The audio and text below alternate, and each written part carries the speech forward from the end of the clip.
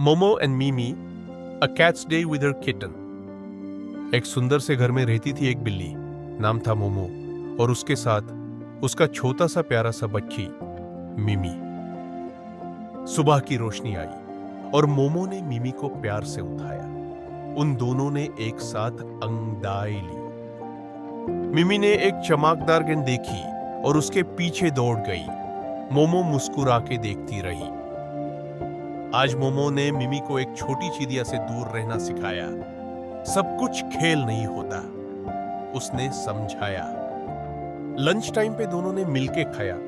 मोमो ने अपना हिस्सा पहले मिमी को दिया। शाम को बिजली चमकी, मिमी डर गई। मोमो ने उससे गोद में ले लिया और मिमी फिर से मुस्कुरा दी। दिन खत्म हुआ और मोमो ने मिमी को घूमकर छुपा दिया अपनी पूंछ के नीचे।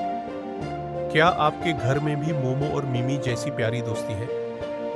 अगर हां, तो इस वीडियो को लाइक करो और ऐसे और स्टोरीज के लिए आयुष पर किड्स को जरूर सब्सक्राइब करो।